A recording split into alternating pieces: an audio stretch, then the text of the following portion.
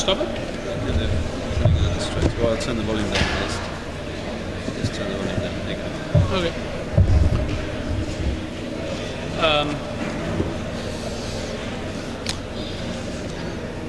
go. Good evening. Welcome to SCI-Arc. First, I have an announcement that Evan Trivius, the lecture police, asked me, which is, please, you can turn off your cell phones. We became really annoying during the lecture. It's his fault, not mine. I like cell phones fine.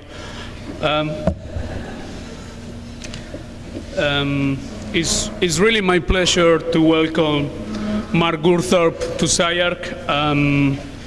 Let me give you some bureaucratic facts that I think it will be important for everybody to know. Mark established dECOi in 1991. They are won numerous prizes and awards. Recently, they received an award from the Royal Academy in London, the French Ministry of Culture, and the Architectural League of New York. And dECOi has represented France and the Venice Biennale of the United Nations. This is just some few of a very, very long resume that I'm pretty sure that many of you are familiarized with. And recently, Mark has been appointed as professor at MIT. He's going to be trying to do a very interesting task, which is to connect the Media Lab with the School of Architecture. Let me tell you a little bit about why I think his work is extremely important in the contemporary discussion of architecture. If we look in the date that he established dECOi in '91, is almost a perfect match with the discussion that is going on in the last 15 years, if we can use the deconstruction show in the MoMA as a door that change and produce two shifts between the discussion of the discipline. And it's not a casualty that dECOi started in 1991 and has been a very strong part of this discussion. In a recent symposium was pointed that the difference between experimentation and research. Experimentation is a logic that is much based in isolate acts, and research it have a much more consistent sequence of exploration. I think Mark's works belong to the second one.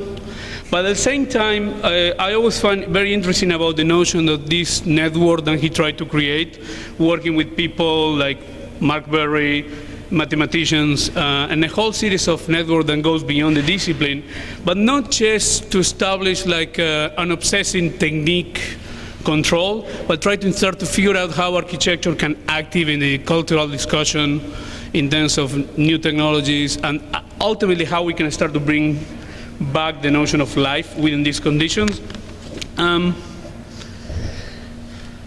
In relation to this, I think part of his work have a different quality than some of his contemporary, and this quality have to do with kind of an emergent, I wouldn't call it mystical, but the mystification of the result. And that reminds me of a discussion that we have with Enrico Moss a couple of months ago about magic and magicians, and how they use very precise consultants, methodologies, and process to construct the trick. But at the end of the day, it's about that magical moment in which the connection between the exposure of the work and the result of that emerging affective quality that I think is what makes the magician to work. So I like to think that Mark's work have that quality, and I'm looking forward to the lecture to see if he's willing to reveal the tricks or to mystify the results. Please join me to welcome Mark Goulthorpe to SCI-Arc.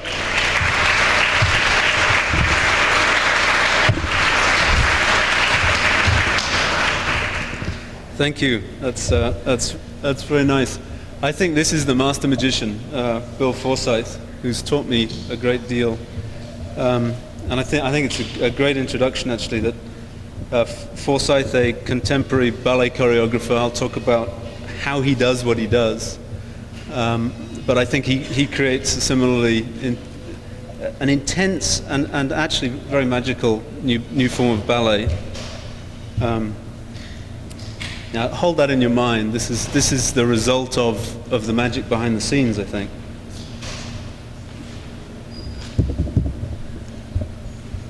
So, now, you always get asked to give the title of a lecture sometime before you've actually figured out what you're going to say, which often leaves you in difficulty. And I gave, I think, this title on variance. Because I think I wanted to talk about what seems to me the most essential difference between digital technologies and previous technologies that architects have used. It seems to me is their capacity to hold variance. Now, since then, I've thought of several other titles or subtitles that one could append to that. Evolution in digital design. In two senses, the evolution of our digital design, but also the notion that digital design seems somehow to demand an assessment of theories of evolution. This, a course I'm running at MIT, Architecture Conditional Perfect, which begins to, is there feedback there somehow? Which begins to demand of my students that they start to develop a different temporal way of thinking in light of a technology that can hold variance or deal with variance. Just as an image, I think of the great novel by Thomas Pynchon, Gravity's Rainbow, which is set in London during the Second World War, and it's the moment that V1s have been replaced by V2s, and the V1 rockets coming in were slower than the speed of sound, so as the engine cut out, everyone could run for cover. And the book is set just at the moment that V2s replace V1s, the difference being the V2s come in faster than the speed of sound. And the ensuing paranoia that you hear the explosion before the sound of the engine is what animates the book. And my suggestion, so that's a sort of future perfect. You will have heard the explosion sort of before the rocket, you hear the sound of the rocket. My suggestion here is that we almost need to develop a conditional perfect that would have been such that one begins to conceive of almost the conditions of possibility of an architecture in an open-ended, non-deterministic way, rather than the sort of determinism that seems to have been symptomatic of previous technologies. Now, a couple of things have happened also which have corrupted my title. This is one of them, which is an exhibition at the Pompidou that's currently going on by someone I regard as a very brilliant curator, Frédéric Migarou. And he's gathered, this is his first exhibition at the Pompidou, called Architecture Non-Standard. And it seems to be a celebration of digital technology, or it's a positioning of digital technology and an announcement that it really changes fundamentally the entire remit of architectural practice. And what's curious is the people he's chosen to celebrate that, not the usual protagonists of sort of Gehry and Foster, but the next generation, the people like myself who have spent the last 15 years sort of struggling to assimilate a digital technology. So, Greg Lynn, Asymptote, Colmack, Cass Oosterhuis, Bernard Cash, those sort of characters. Now, what's interesting about it isn't simply saying, here's a new technology. Migarou, I think, he always gives the prehistory of any tendency. And in this case, I think there's 20 pages of iconography looking back through the 20th century, reminding us that this digital stuff didn't come from nowhere, that human imagination from, Juliette Marais at 1896, if you can see the caption, capturing movement, through all forms of sort of mathematic generation. This is Man Ray at the top. Ribbons, complex curved surfaces. This fascinating one is the ideal trace of movement of a woman in a kitchen, circa 1916, which prefigures by 100 years almost what my students are trying to do now. Movement in architecture, line, ephemeral traces. It's quite an astonishing. I think what Migarou is really getting at is saying that this is an insistent yet repressed line of thought, which as digital technologies, they've almost been willed into existence by this sort of insistence on a non-standard production. And now that we finally have a tool that can deal with movement, with time, with variance, with complexity, with complex curve form, it becomes mainstream, such that non-standard praxis seems to be what's in the offing. Now, what question I ask myself, well, this is the other thing that's corrupted my title in a way, is an interview by the American journal Praxis, where they kind of said, yeah, that's all very well, that's sort of theoretical and backward looking, but we want to know why you're doing what you're doing, what it is you're doing, what's the magic behind what you're doing, what's the essential difference between now and then. If all this stuff has been done throughout the 20th century, now we've got this new tool, what essentially is different. And that's really what I want to talk about. I think I'm as much fascinated by the condition of architecture and this curious new condition it finds itself in.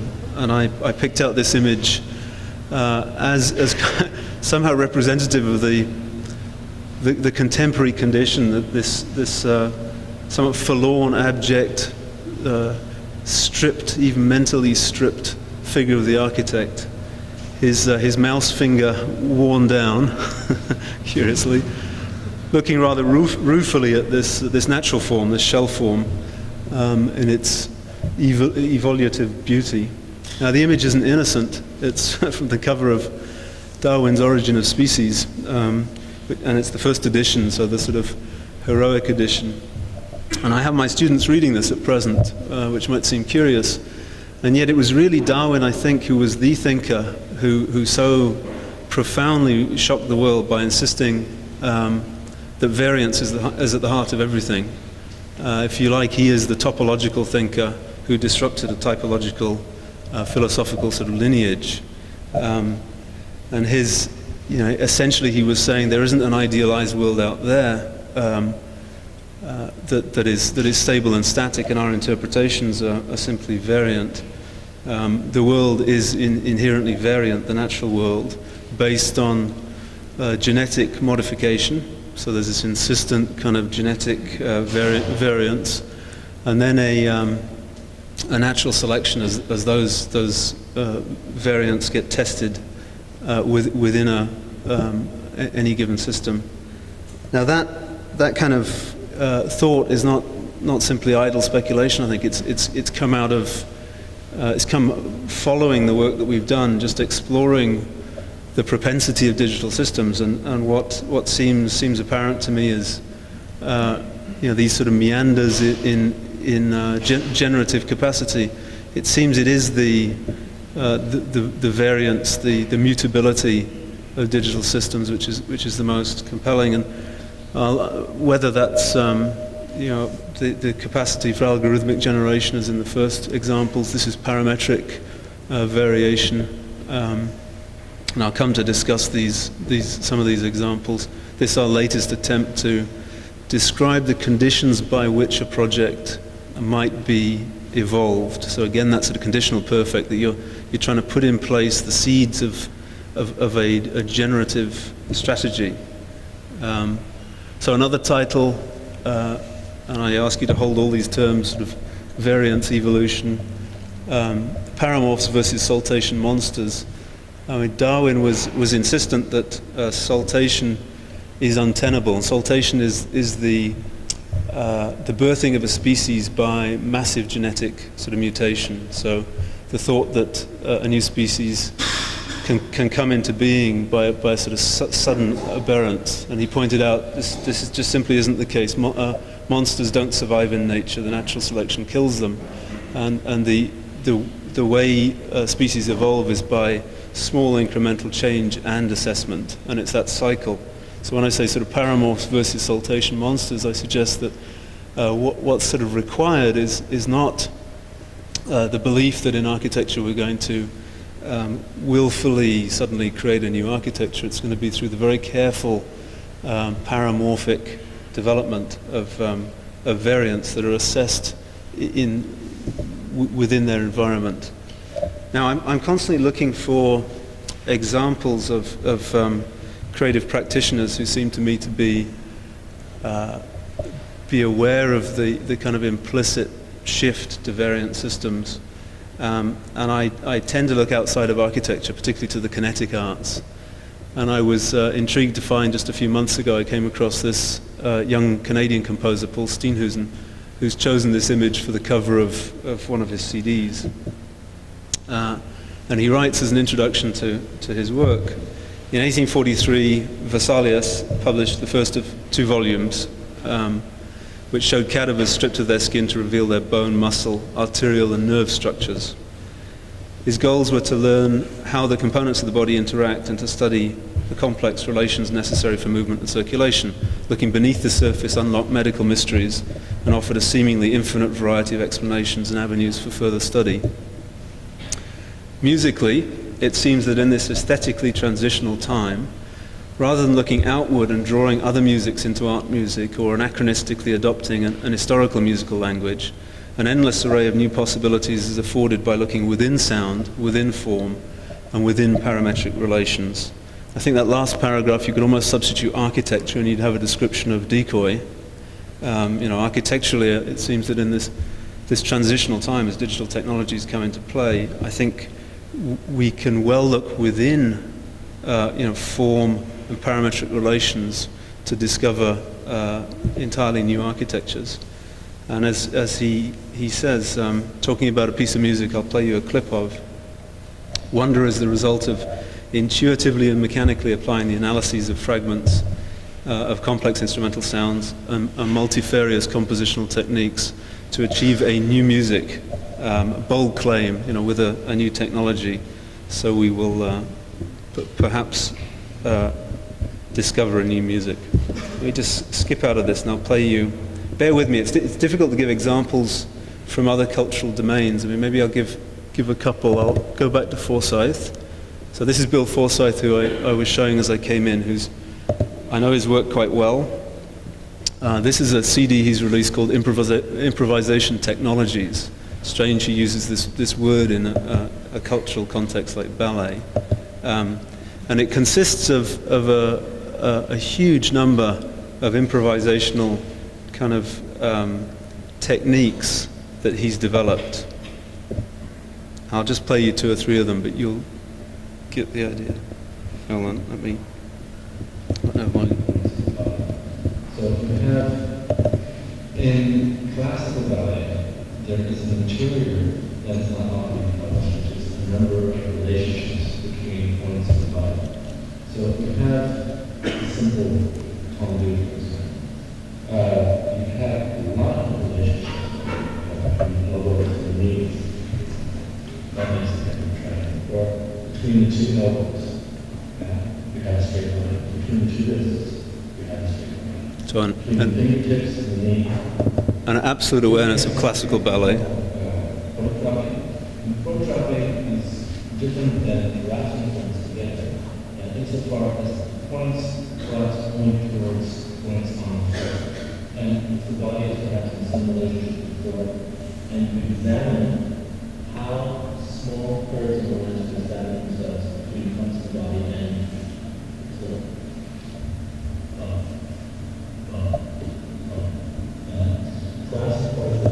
Go one more. The torsions in your arms are an essential part of this. There is a valley in front of the elbow, there's just one torsion inwards, this way, this way, this way, this way, this way, inwards. And in this technology, we also use this other relationship to the lines. So the line here and the head here, and you can use this relationship with the lines here. This relationship to it, and of course that relationship to it. And what the relationship to it? In straight lines, you're going to have ballet, imagine the arms also having very complex torsions, and not symmetrical torsions that produce after a while a very complex residual body mechanic that produce more and more complex relationships, the more folding you do within the body, and then things become extremely mobile.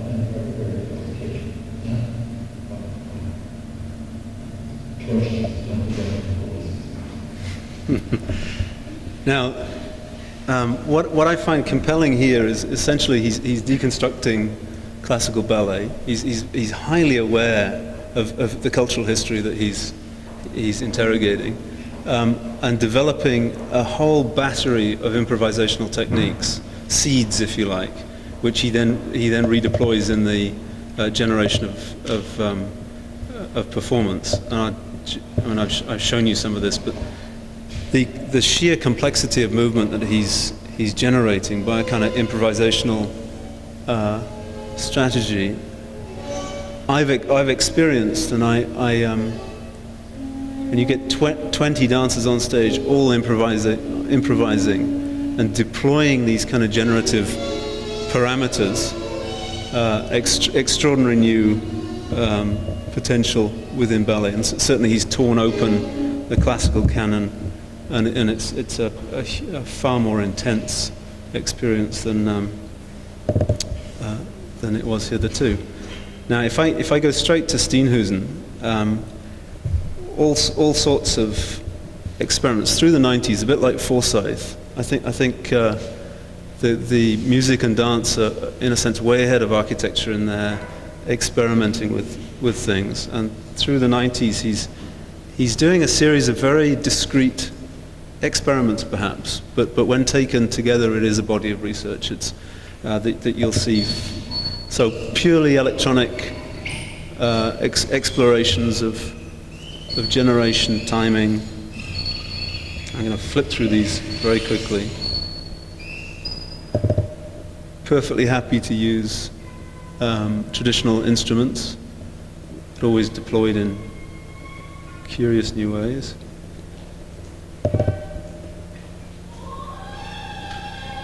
Oh boy, so very discreet, but always extremely sort of thorough and thoughtful interrogations of an inheritance, and asking how does digital technology allow him to somehow exceed it. And then finally, by 1996, he starts deploying them in a piece like this.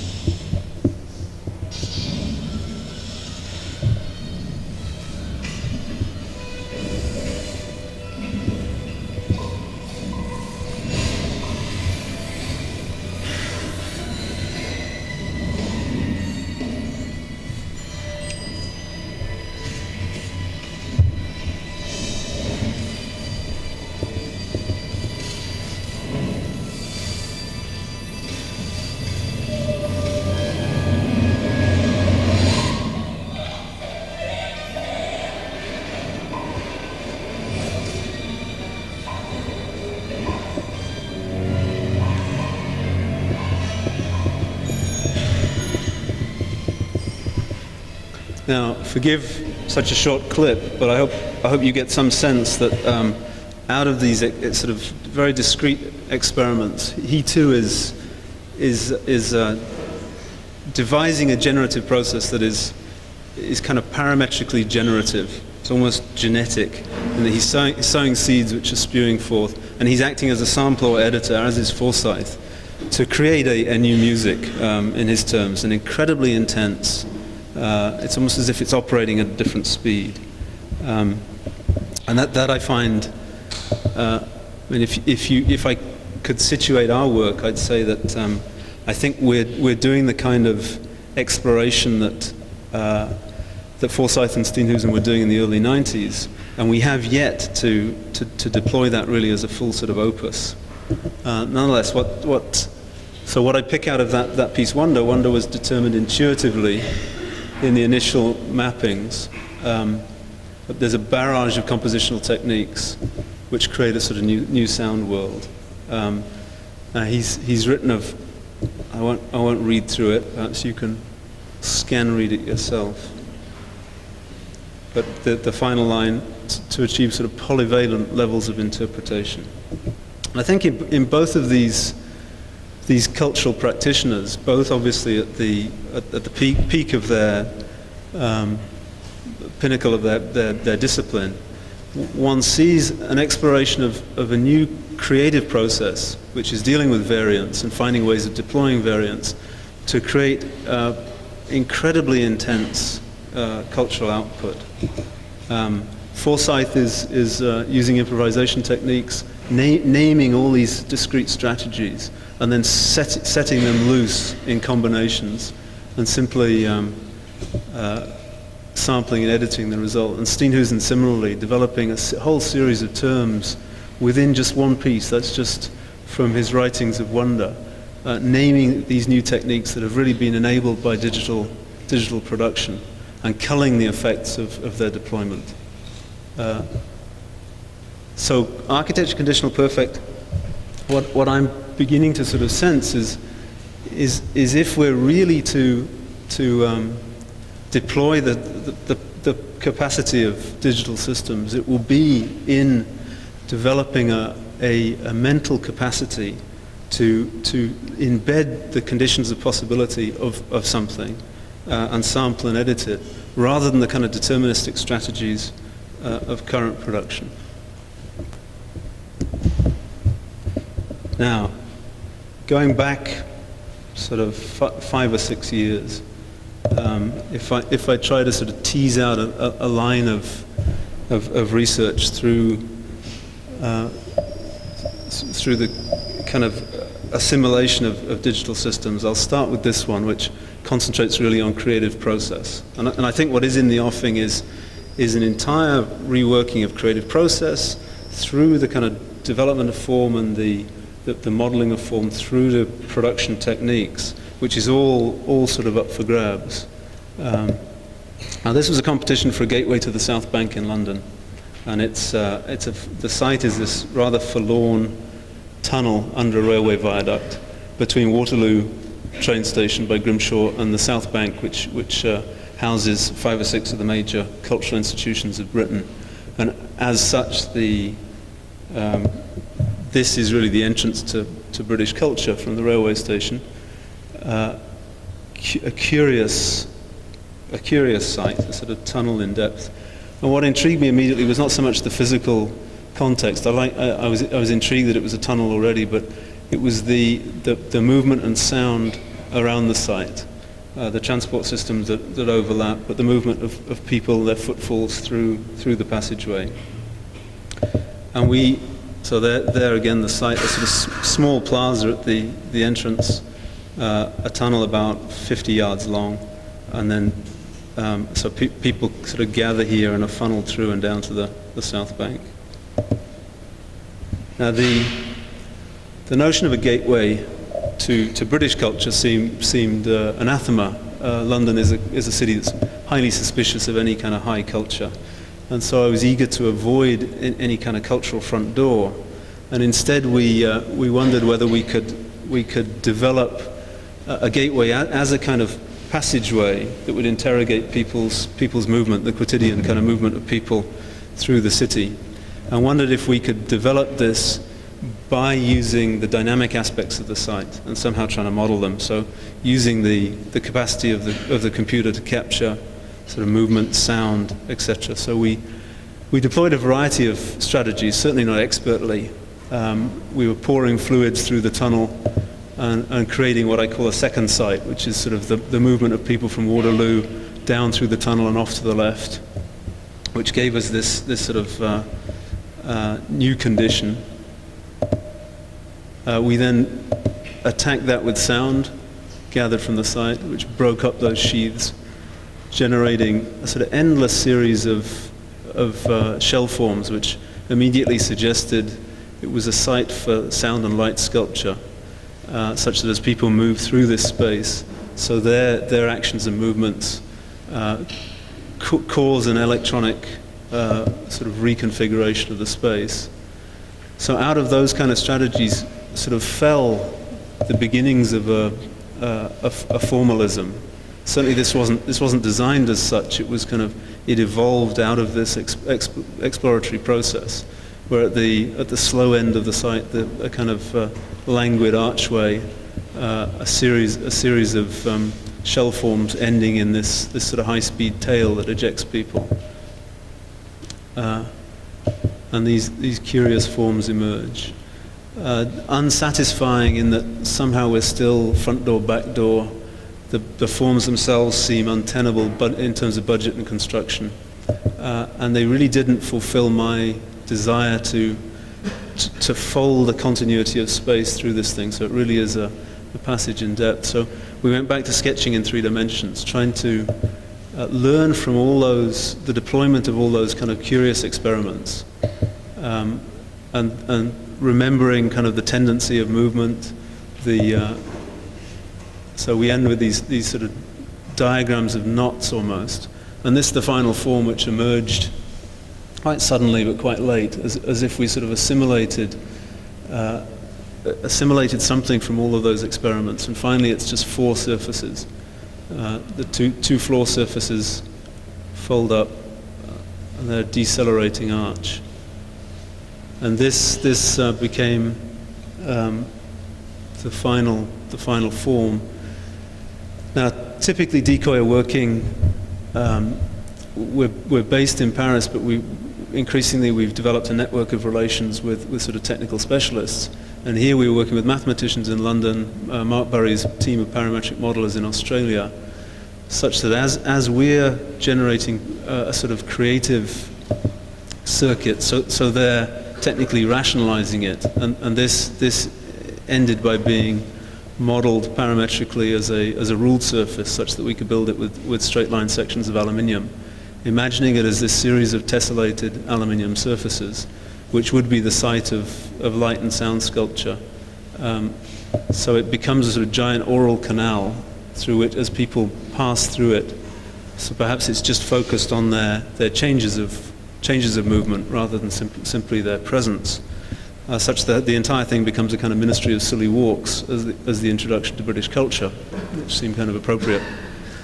But the point I kind of want to make out of it is that this was perhaps our first real exploration of finding a creative process that was a series of open-ended kind of seeds that were just letting run. And the final form like this I could certainly never have designed. I could never have sat down and determinately sketched it. This evolved from that kind of curious meandering process.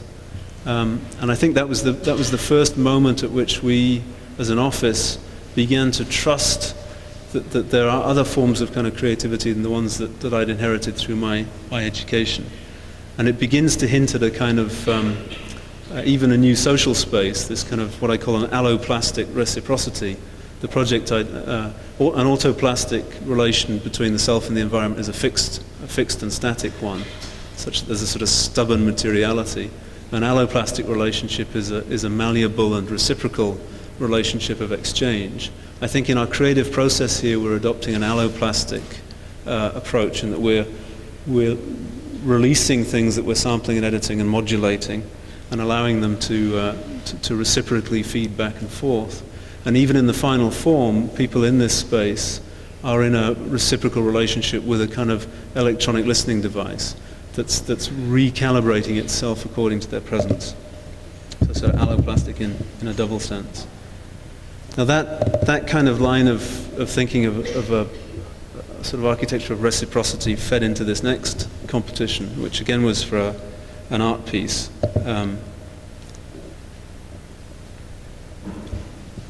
So this a theatre in Birmingham in England, not by us, and the competition was for an artwork for this prow that sticks out into the street, which actually penetrates into the foyer. And they were asking for an interactive surface that would somehow register what's happening on the inside, on the outside. And our competition entry, we just imagined it as a physically dynamic surface, sort of taking parametric modeling to its ultimate conclusion, and imagining that it interacts malleably with the presence of people, with their sound, with events in the theatre. So as people move past this surface, so it's literally a reciprocal relationship between physical form and people. And quite quickly we sort of mapped out the potentials. Sort of applause in the auditorium could register on the surface. Physical linkage with people, just the performance space itself.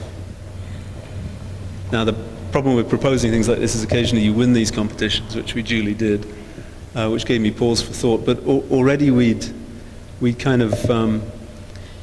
enough with mathematicians and parametric modelers to realize that the front end of it was not a problem. The back end was the real problem of trying to imagine a matrix of actuators that could be deployed quickly enough to physically move a surface. And we spent a long time looking at different actuator systems and settled on pneumatics as being the most tried and tested, fastest, cheapest, most robust system. And through a series of prototypes, we've begun to explore how one might actually move a surface. Now the surface, everyone asks the question, we've developed this surface as a sort of deep sponge, if you like, that is moving both geometrically and elastically. You're not simply relying on the stretch of a surface, so we can get displacement of about 45 degrees. So from these kind of hilarious first prototypes, we progressed to this. I think this was the Venice Biennale was the first major prototype we did, which was 56 pistons. Certain trepidation bringing all the compressors and the control systems across the lagoon. We'd never tested it before. And finally erecting it in Venice, you can see my apprehension. And these were really the first waves that we put down the thing, but it began to sort of prove a principle. Now, we had to develop an entire computer to feed information fast enough to the actuators. The actuators have to be cheap, so there's no positional control. So the only positional control you've got is the opening and closing of the valve. So we needed to develop a computer that would fire them quickly enough. So we're feeding information 100 times a second to every piston simultaneously. And when this 550 kilo computer arrived, this monster of a sort of output machine, everyone was very disappointed to get this kind of staccato thing, except me, because I realized that just through sheer speed of information we could control the position of pistons in space. Now the pneumatics were astonishing. This was the first kind of test. This was about 7 bar, it goes up to 12 bar. But within about 20 seconds this thing thrashed itself to death. It broke all the welds on the back of the frame. So you have this extraordinary information system, extraordinary pneumatic system, and the project has become really sort of bringing the two into focus. And little by little through, I think this is about prototype number 4, you begin to find the correspondence between the mechanical system and the information system. Now that's 56 points, and we've designed it for 20,000, which is why the control system is 550 kilos. And it's really just been refining on small prototypes like this the movement capacity, and it just gets more and more subtle. And because we're feeding information very fast, we can probably get about 60 or 70 miles an hour out of this thing, which we figure should animate the plaza.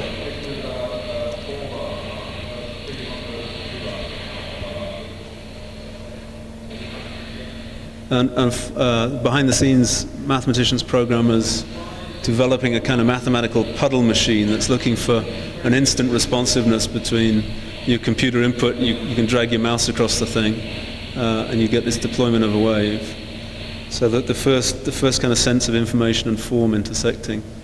Now a sponsor came forth and asked us to put a piece into the CeBIT Technology Fair, which was way ahead of schedule. We really hadn't developed this thing enough to deploy it in public, but nonetheless we accepted, recognizing the opportunity.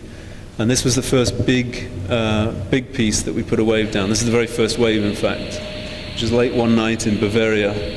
And this is about 560 actuators. An astonishing moment. You can imagine that we were incredibly excited because we had sort of proof of principle that indeed one could deploy coordinated sequences across a vast matrix of dumb actuators simply through speed of information.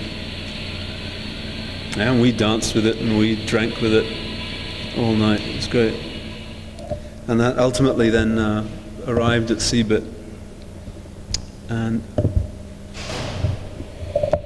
even though it's still a crude prototype, we're already beginning to get those sort of fluid effects that we dreamed of.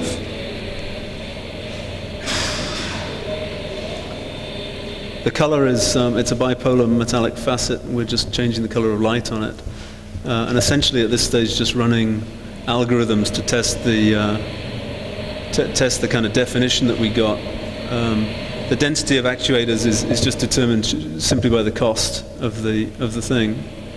So it's a very low resolution screen, if you like, but already hugely powerful. Now we begin to get to interactivity, which is what seems to me when I talk about this alloplastic relationship, it seems to me the essence of it. As people are moving, so they're registering and you're deploying an algorithm to match their movement, which immediately caused a kind of sensation that people started running around the space, looking to animate it. Here a video camera trained on the guy who's moving, so his hands are sort of physically linked to the environment, which is hugely powerful when you do it. The video really doesn't do it justice, that you find yourself suddenly in this curious new relationship. The best experiment was certainly microphones. We hooked up 3 microphones and we found a white German rapper who invented a song, Wicked Wall, and wouldn't shut up for about 4 hours. So that's voice to form. Very crude. I mean, all we're doing there is deploying 3 concentric circles linked to volume, but you can sort of sense the potential of a 6-sided space that's deploying 500 algorithms. A remarkable new thing. I was astonished that people put their bodies into this thing. It's the last thing I would have done, but particularly children just ran straight up to it and they'd scream to make a wave and it would knock them flat. And then they'd jump up again, sort of giggling. So an immediate, interrelationship between the body and surface.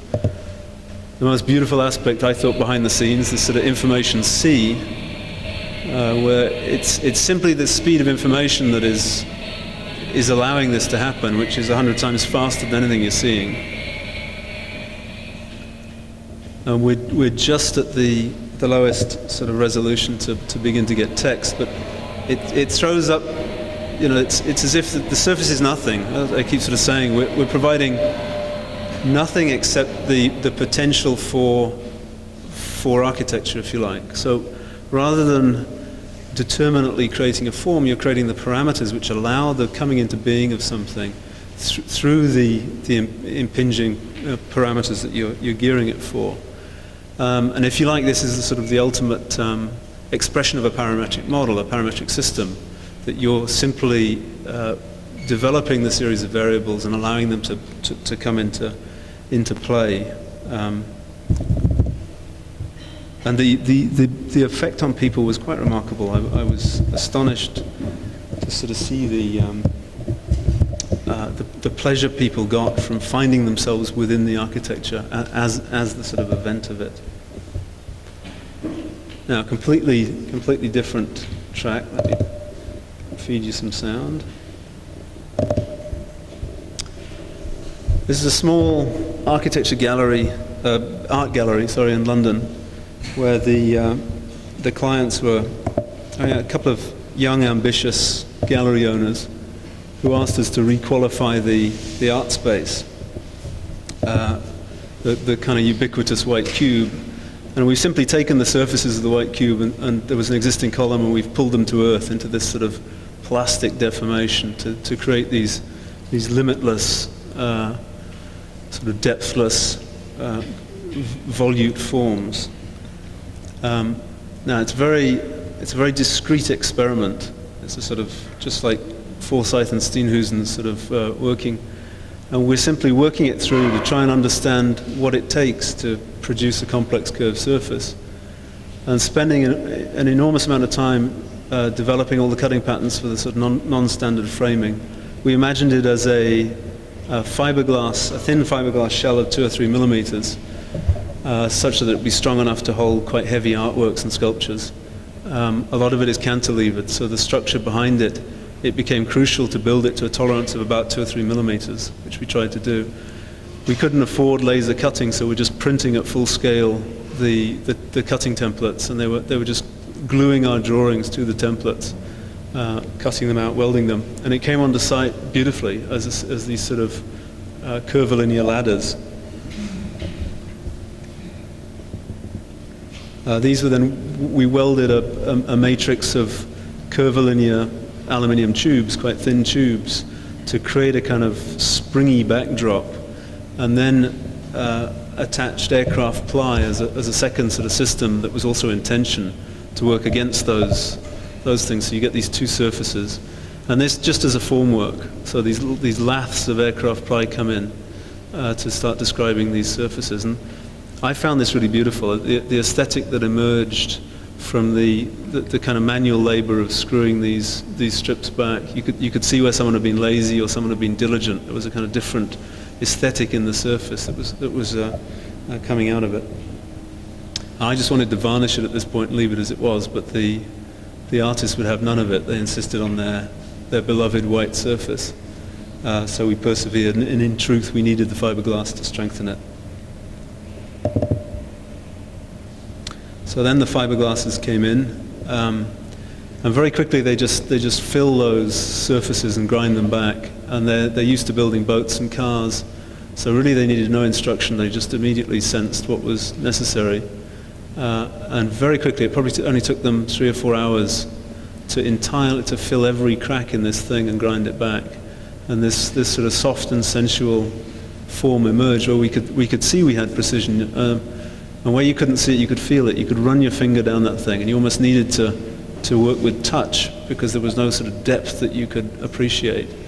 So we were working almost by touch, and then spraying in fiberglass onto that formwork, which was to be ground back. And by this stage, I was confident that we'd found a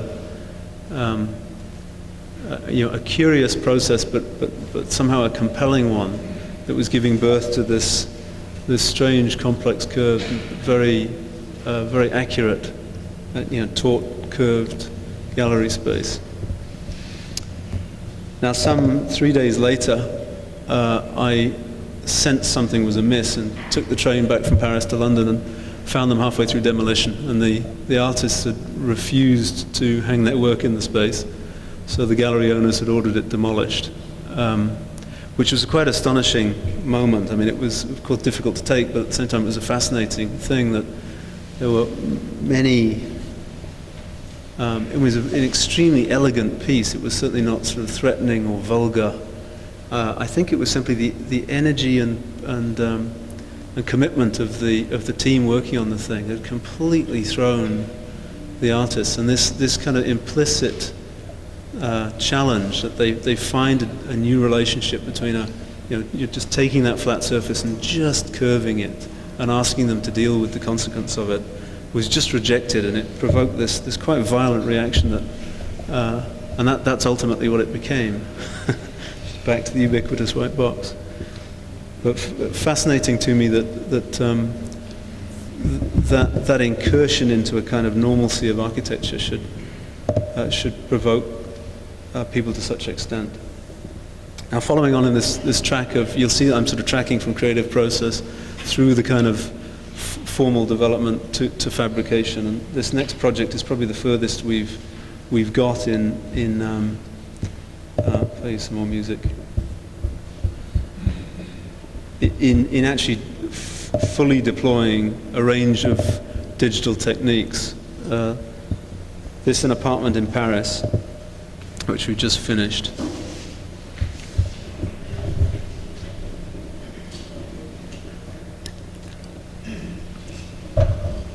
Come on. That's cropping my slides. I'll show you another one. So it was an invitation to renovate a 1960s apartment. Formerly, not much that could be done. It's an extremely low ceiling, rectilinear space. So it became worked through at a level of detail. But ultimately, on this upper floor, we've fabricated every single component typically you'll sort of see there's a sort of heave of movement throughout the thing, behind the bed, the fireplace, the staircase. So there's little moments at which we're kind of deploying a variancy in our generation of these forms, and then following it through into manufacture. So the fireplace, which starts life as a plane, becomes deformed at the hearth. The wall peels out in fibrous plaster to create the chimney place, and another bronze plate slides in behind. So if you like, you're taking a very stripped and austere vocabulary, but just subjecting it to a deformation. And things like the hearth, entirely non-standard in their geometry, and we've then machined the formwork in polystyrene and polyurethane and cast it in bronze. So ultimately, that fireplace is half a ton of bronze. The hearth, inconceivable without digital technology, is then cast in cast iron, and it comes in and it's surrounded by curvilinear fibrous plaster walls. So a very subtle deployment, perhaps, of a digital technology. This knot of curves, this sort of nesting of curves in the space, but a very interesting possibility that we become able, if you like, to generate components directly from the computer that accommodate complexity without any particular premium. Now this staircase, we cut a staircase down to the lower level. It's a very tight staircase spatially, and we've developed it as a parametric deformation. So if anyone is confused about what a parametric model is, the parameters of a staircase are very simple to understand, sort of height of nosing, angle of nosing, and here we're shifting the parameters as you go up the stair, introducing this kind of curvature and heave to the whole surface. And we cast it in concrete, all 6 faces. So it's another kind of, there's an implicit movement again introduced into that flight of stairs. So if you like, a series of discrete experiments. This is the master bed. It's a very tight, constrained space where the bed pushes into a wall to create a niche. So it's almost as if there's a sort of magnetism at work between the elements. And as the bed slides off we slide it to the right so that the entire wall comes with it, creating a complex curved niche. Again, looking for this kind of spatial depthlessness that we'd had in the gallery, but here we're doing it in fibrous plaster, which is much more successful.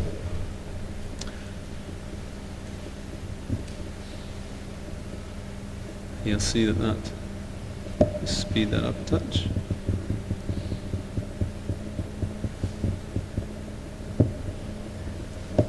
So that niche then came in perfectly executed by, and you see the depthlessness you get. It sort of swells the space. Then the components themselves, things like the basins. I think there were 3 basins on this upper level and a bathtub.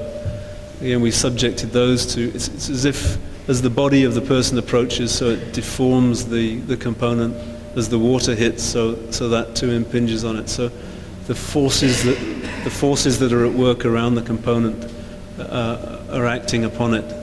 And each of the basins, this was the first one, which is the simplest, kind of like the dropping points of Forsyth. This was the simplest, and each one becomes a little sort of stretching exercise, and then it's machined in plaster or polystyrene and cast in bronze. And this is great fun. I mean, we really it was difficult to master all these techniques, but to get to the level of kind of component design and find this heavy equivalent of bronze and aluminium being deployed in space as a kind of tactile digital materiality was fascinating, not the ephemeral kind of digital quality that one normally associates. So this then, his basin, slightly different. We're introducing a sort of centripetal force and an asymmetrical heave to the thing. And then that's machined and cast this time in aluminium. So if you like, the apartment becomes a lesson in sort of non-standard production, in that every single item is digitally manufactured. And this, perhaps the furthest. She asked for a privacy screen in the bedroom to hide her, to just shield her from her husband. And so, working with a mathematician, we tried to develop a kind of story that would capture all the logics that are going on in the house. And typically, we've got all the surfaces are syncopated, so we have 3 syncopated waves, which are then subject to a deformation. We've machined that, and then they poured into the polystyrene mold. They poured, I think, 260 kilos of aluminium, and they'd really they'd never done a molding that was so big, and this awful object came out. It was just disgusting, which was very depressing. And the client got wind of it and came out to the foundry just as we were at this point, and he sort of says, "What's that?" And I said, "Well, that's your privacy screen, and it's about 260 kilos of aluminium, but I do apologize." And he said, "So that's solid aluminium. It's sort of 2 or 3 inches thick. Just polish it. It'll be fabulous." So we polished it. Well, we didn't. He did.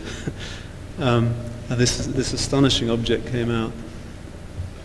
We'd forgotten how we were going to get it into the apartment, which was interesting. But so it just hangs from the ceiling, and it's the beauty of it is the thickness of it. It sort of resonates in the space, given that it's got a mass and a thickness. You almost sort of feel the thing. In the different light conditions, sort of during the day and at night, it completely changes.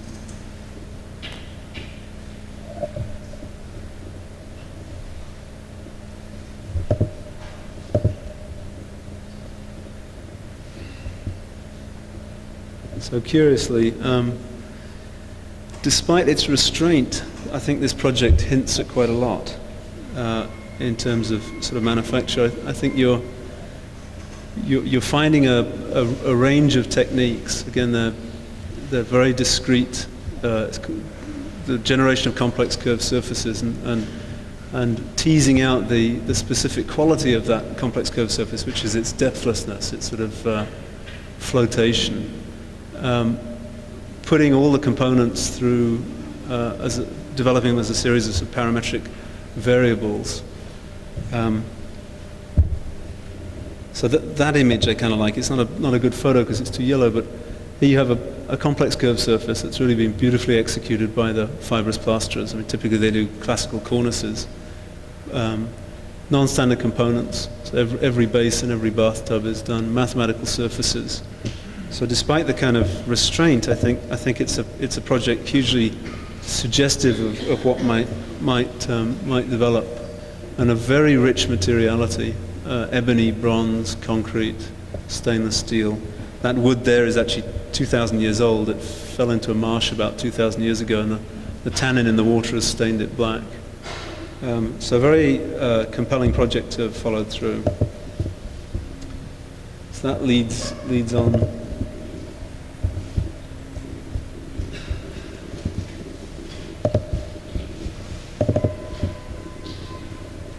This a gallery space we're currently working on. There's actually a series of 3 galleries, and this the only one I'll dwell on, which is this complex curved form. Again, a very very specific focus, which is the development of a complex curved environment. Now we've been trying to develop surfaces that would exceed somehow the inherent limitation of architectural software, the kind of lofting capacity. So we were developing these sort of muscular bodies with great difficulty, but trying to find a vocabulary of complex curve form that was somehow unconstrained by the limitations of the software. Now the gallery space itself, it's quite a simple thing. There are about 14 fashion designers who exhibit here, and they show the next season's collection. And so they come here to see it. So there's a big storage space where they have about 10 examples of each item of clothing, and then a central gallery space. So the separation of the storage from the main space was simply a wall, but we've wrapped that into a continuous surface. It bothered me a bit that it wasn't continuous with the floor, and then the presentation itself is an object that's kind of malleably linked to that. And as frequently we're pressing into legitimate kind of three-dimensional plasticity. Now we'd imagine we'd do this in fibrous plaster. So we'd, as the form settles, we imagine that we'd machine it using. We found a boat builder who could machine entire boat hulls in polystyrene, and then we'd use that as a formwork like a hippopotamus. We'd sort of pack mud around it. But that proved prohibitively expensive because there were two trades. There was a wet trade, so time-wise and just the machining cost, even in polystyrene, of a big CNC machine was incredibly expensive. But by the time the client was in love with the form, and so we were reluctant to simply abandon it and go back to some rectilinear assembly. So I thought to myself, well, what really is the problem? Why don't we just machine it in one material? So it's a dry process. So you're reducing it to one thing. And we thought back to this sculpture that we'd done about 10 years ago. We did this by hand, strangely, but this is just sheets of laminated plywood.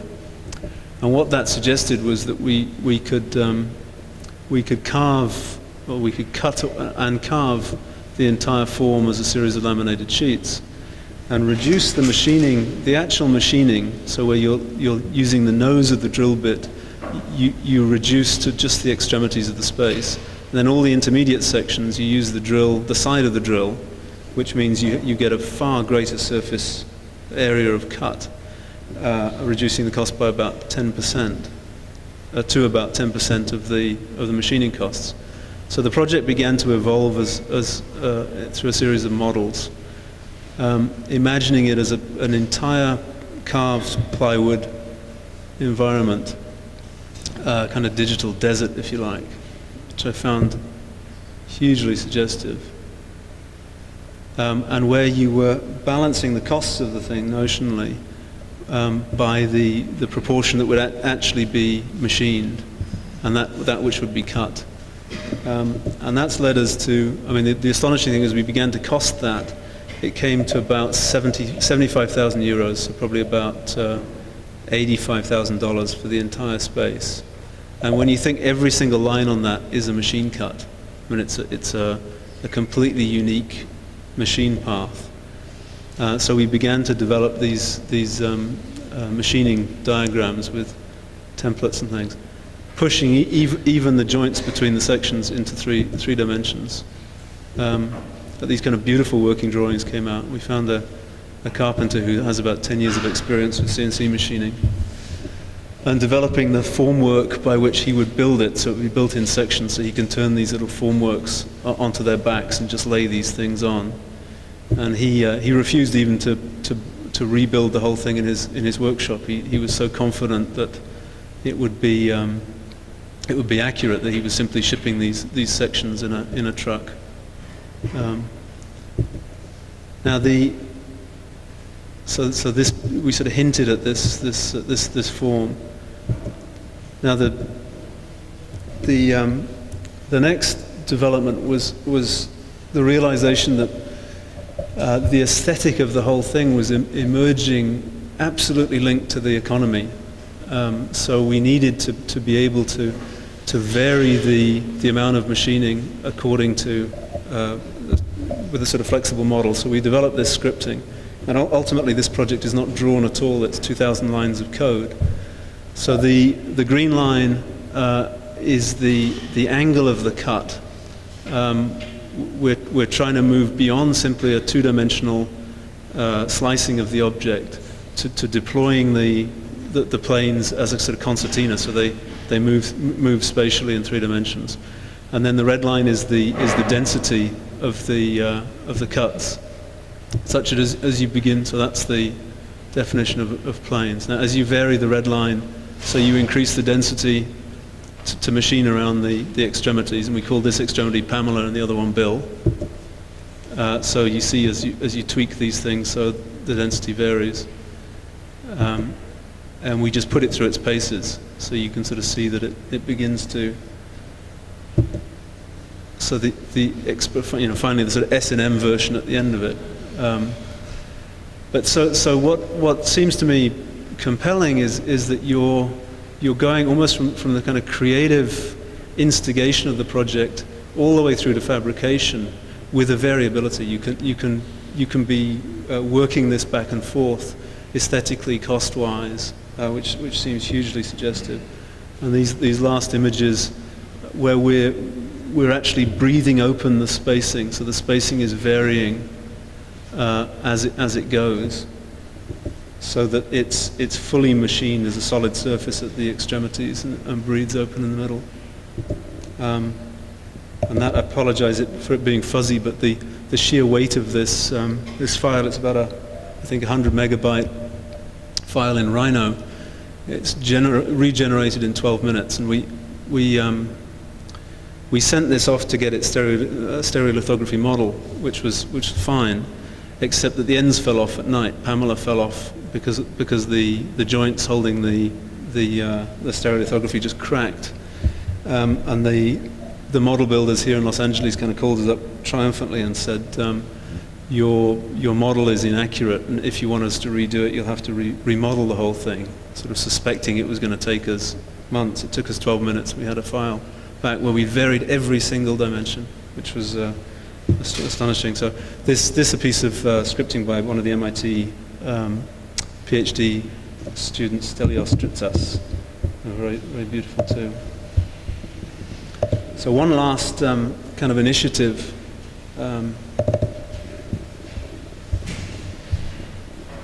And this hints towards a kind of parametric propensity, which I find the most suggestive of all of these kind of deployments of digital technique.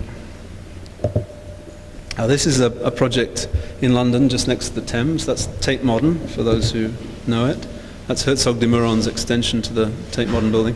That's our site where we've been asked to extend this little tower, extend the apartment, which the developer who built the tower had reserved that penthouse apartment for himself. He just had children, so he was asking to extend it. Now, I'll take you back through 2 projects just to explain where this one comes from. This was the first time we really used the computer, and it was Lawrence Stern, who's here this evening, who modeled this for us. And it was notionally the trace of a dance, where we were trying to capture the difference between attempts at a repeated sequence rather than the movement itself per se. So trying to sort of pass beyond Muybridge using a new technology. So we got this sort of fissure of failure of the variance of the human body through space, and then sort of back focus that into this tessellated double surface, which was then manufactured. I think there were 4,000 pieces of metal. It was made, I think, in 10 days, so 16,000 welds. Now, what was compelling about it, what frustrated me, was that as we were trying to sort of surpass Muybridge, we nonetheless had to come back to 2-dimensional sections to build it quickly and effectively, which was annoying because we'd successfully kind of deployed this movement as 3-dimensional movement in space. But nonetheless, what I found fascinating was you're working with Arup as engineers, you're just opening enough space within these 2 surfaces to structure it. It's quite a big arch, and you're using the inherent stiffness of this complex surface to become structural. So it becomes a sort of structure surface, and the kind of notion that structure and surface have separated with modernism, it seems to me in many of these projects they're folding back into a kind of continuous materiality. Now this another art project where we're asked by the mayor of this little town in the south of France. It's in the middle of nowhere in agricultural, bourgeois agricultural Périgord. And I think the mayor was just felt that his town was boring. And so he's invited six artists to come and work directly with different parts of the community. So there's old people, children, shopkeepers, and I got the militant farmers of this little hamlet, which is on the outskirts of the town, down here, who had already killed one architect by the time I got there. And when they found out I was English, they were, it's like meeting a lynching mob, I tell you. So that was our site, in the middle of absolutely nowhere. And I turned up and sort of said, so what do you want? And they sort of politely said, we want you to go away. We think the mayor's mad. So we ended with really, the only thing they talk about was a series of limestone caves beneath the site, which they've never visited, but they've seen photos of. And that was the only kind of hint I got of program. So I said to them, well, I'll try to develop you a digital cave, such that you finally have your cave. And we've taken it as an experiment in trying to legitimately move into 3 dimensions, right through from instigation to fabrication. We're deploying splines, so there's about 8 splines that are at the heart of this project. And I think of it as a kind of primitive hut or a cave. I think of that essay where, the first act of architecture is the scraping away of the ground. The second is the insertion of a wall. The third is branches across the wall, and little by little sort of shelter evolves. And here I think we're just taking that basic element, the spline, through a kind of series of spatial maneuvers. So there's a wall merging into a kind of cup form. We faceted it back, which is simply a scaling of definition of that spline, but in order to make it fabricatable, we've oriented it away from wind towards view, and finally the shelter lifts off the ground as a kind of belvedere. And so we went and presented that back to the farmers, and there was silence. A lot of silence. And after about 20 minutes of silence, I said, well, come on guys, do you like it or not? And they were like, yes, this is the craziest in the village, this is fantastic, we win. So unanimous support for this in the most unlikely place. Now what seems interesting in this is that you're really trying to develop a continuous parametric description that goes from sort of creative model through to spatial deployment of material and into fabrication. And the interesting, it would be fabricated as a series of triangles simply, so it's a relatively easy manufacture.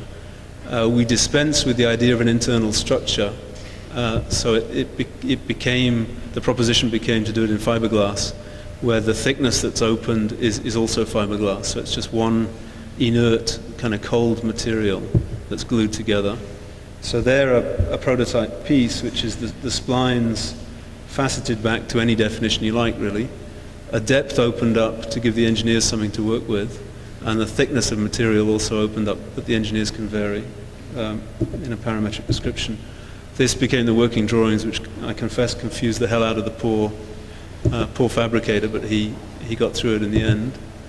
Now, a parametric model here, you can move the splines according to the dictates of the engineer and the fabricator, and all the information sticks. I mean, that's it seems the most essential property, that you have variables in a relationship. So the beginnings of our parametric description, such that the whole thing can vary globally. So again, it's no longer an object or an architecture, it's the possibility of an architecture that varies around a mean, or you're trying to find a mean between the various parameters that are impinging. Still only a geometric parametric model, for sure, but at the heart of the thing is the notion that you're finding an enhanced formal capacity in these systems, for sure, and that's what's compelling. You're moving architecture into legitimate 3 dimensions. There's an extraordinary new richness of spatial and formal potential, even material potential. but you're looking to recover efficiency in the process, which I think is the essential thing if we want these systems to really have effect in the marketplace. And so here, there's a formal complexity, but you're winning back, or trying to, an efficiency in the generative process that you're passing seamlessly from sort of generative model, allowing the information of engineer and fabricator to impinge, and you're looking for a material efficiency. So you're looking for the sort of residual qualities of those surfaces, such that you're just deploying enough material in space. And as such, I think it really becomes the prototype of low-cost housing, where you're collapsing the logics of the construction industry, which is typically one of separation and tolerance and coordination, into one seamless continuum. And in that sense, I find it very interesting. Now, back to our problem. Typically, London site, this is Foster's Wibbly Wobbly Bridge, but sort of architecture of the 1940s, 1960s, 1970s, 1980s, and 1990s. Very curious site, very awkward tower. So the site is the top 2 floors, and he was intent on covering the rooftop, which is always freezing in London. It's very windy up there, and he's used it twice in 2 years, I think. He's just had a child, so he's eager to increase the space. Now, in thinking of the parameters, to use the word, the chief parameter is probably view. It's remarkable in London to have an apartment with such a view. And so for the client, he wanted a glass bubble. The idea that we've got to get this thing up on top of a tower, so it's got to be extreme. So this carapace that comes over this bubble has to be light and clean, so you're not disturbing the neighbors, you're not introducing much load onto the thing. And we think of it simply as adding a big living space up on the top level, enclosing the balconies in order to maximize the square meterage, because it's a developer as a client, so it has to be tenable within the kind of added value to the property that's going to result. We start again with curves. I mean, the site is curved, but I think it's the natural starting point in a computational system. Developing as always. I mean, I'm not showing you the creative process here as I did in the earlier projects, but creating many hundreds, if not thousands, of iterations. And I pause on this one to simply bring up another parameter, which is thermal. Since the 1970s, the energy laws in Britain have dictated what the U value of a building has to be for heat loss. And Arup were telling us you can probably have a maximum of about 45% glazing. So despite your client's wish to have a glass bubble, it's just untenable in terms of the energy law. And it's just the law. There's no way around it. So there will inevitably be about 55% solid. The glass, impossible to imagine it complex curved within the budget that we've been given. The emergence of the kind of idea that it's a spiraling form that's variable, so that we can modify the various parameters, view, thermal, structural, and that gives birth to this sort of awful 1970s futurism, where we're still imagining sort of complex curved surfaces and flat glass pieces enveloping all 3 levels. And we rejected this sort of aesthetically quite quickly, but it nonetheless gave us the initiative, which is this sort of spiraling crystal atop this project. And I think it really came almost as a piece of calligraphy. It was this sort of 3-dimensional gesture where all those weird kind of constraints begin to conspire. This is the ideal envelope.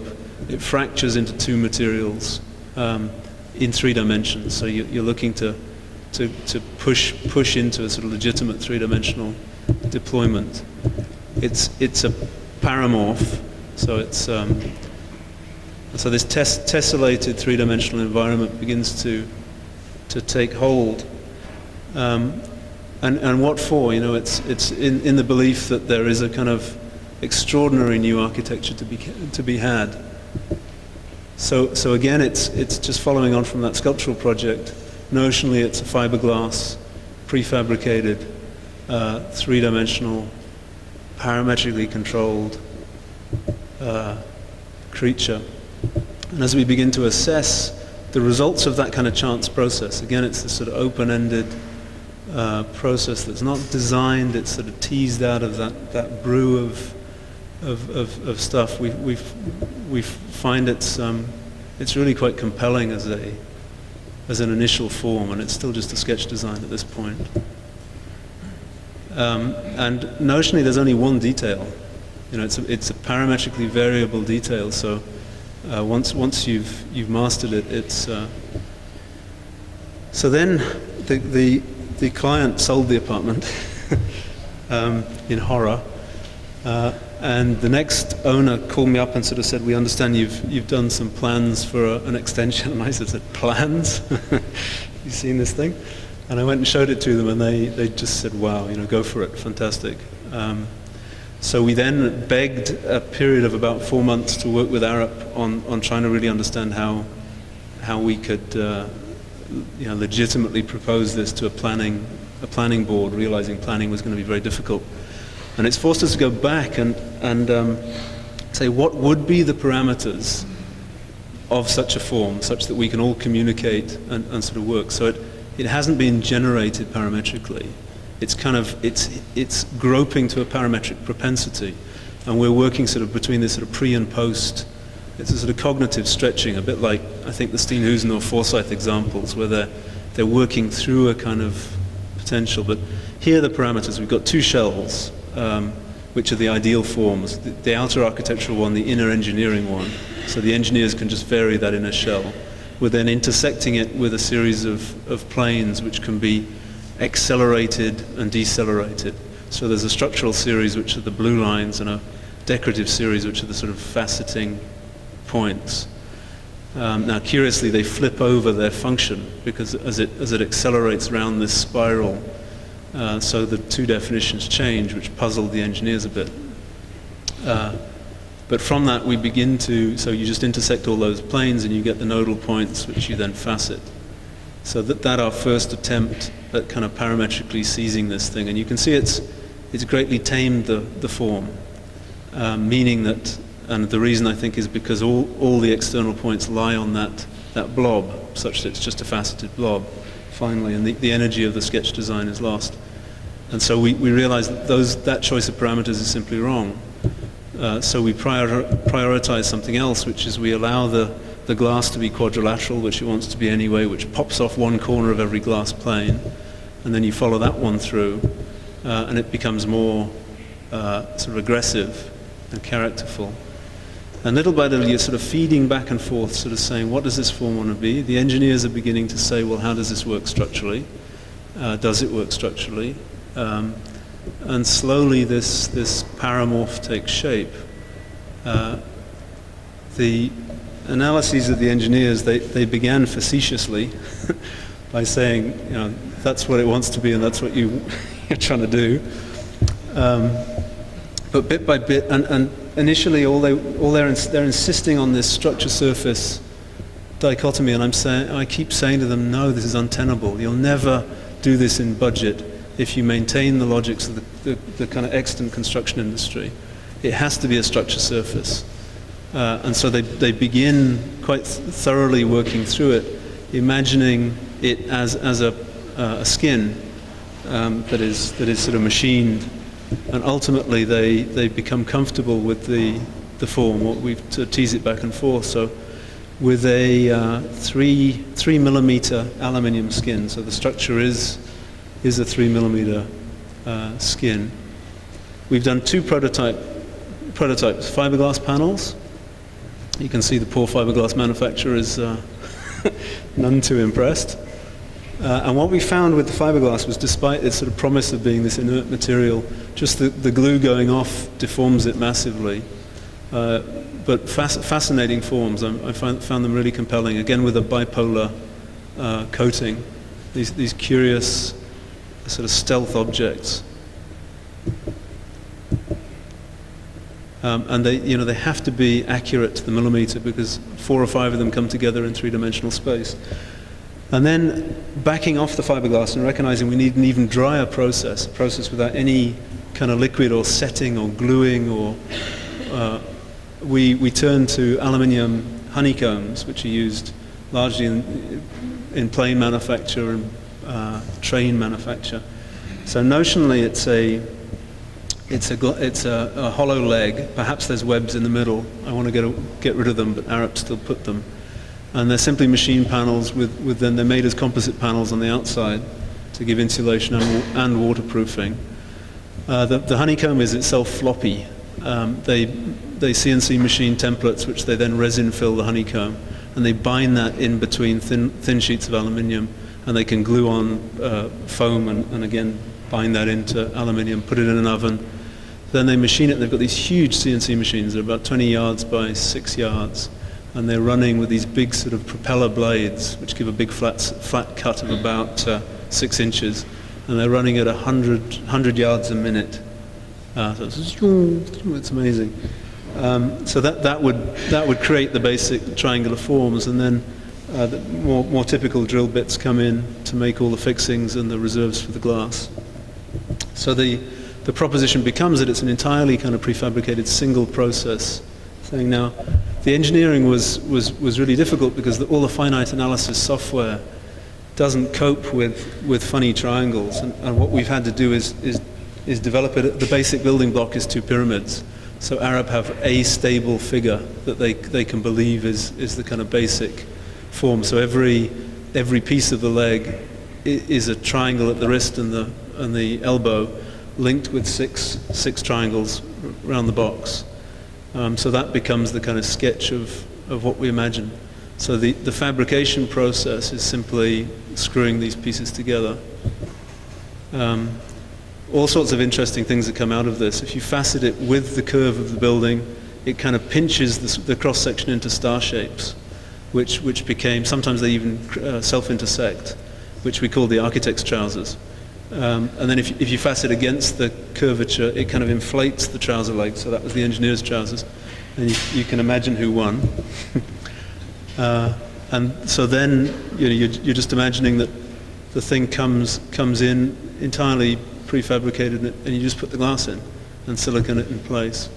So these big legs would come. So that idea that you have to get this thing up there quickly, cheaply, it's light, it's accurate, it's clean, is suited.